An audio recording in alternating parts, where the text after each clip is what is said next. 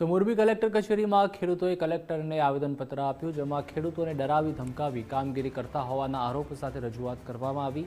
વીજપોલનું 2 કરોડ વળતર અને દર માસે 50,000 ભાડું ચૂકવવા રજૂઆત કરવામાં આવી।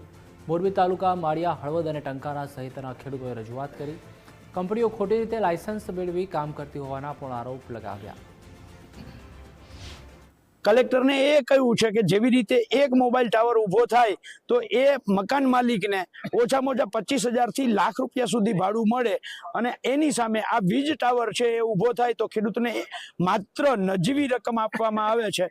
ત્યારે તમામ નિયમો જે છે એ બાબતે ચર્ચા કરી અને તમામ બાબતોએ કલેક્ટરશ્રીનું ધ્યાન દોર્યું છે અને એમણે કહ્યું છે કે આ બાબતે હું તપાસ કરીશ, જોઈશ, પણ આવનારા દિવસોમાં જો આમાં કોઈ સુધારો નહીં થાય, આ કંપની શાસન રીતે જે રીતે હાલે છે આ જ રીતે જો ચાલ્યું તો ભવિષ્યમાં આવનારા દિવસોમાં અમારા પરિવાર સાથે, બાળકો સાથે કલેક્ટર કચેરી ખાતે આવીને બેસી જવું પડશે।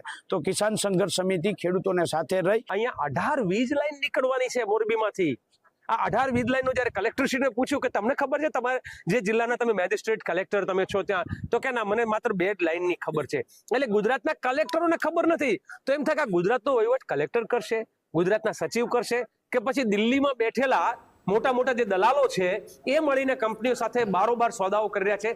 સવાલ સૌથી મોટો એ પણ પેદા થાય કે ગુજરાતની જરૂરિયાત 25,000 મેગાવોટની છે, ગુજરાતમાં ઓલરેડી 60,000 મેગાવોટ પેદા થાય છે।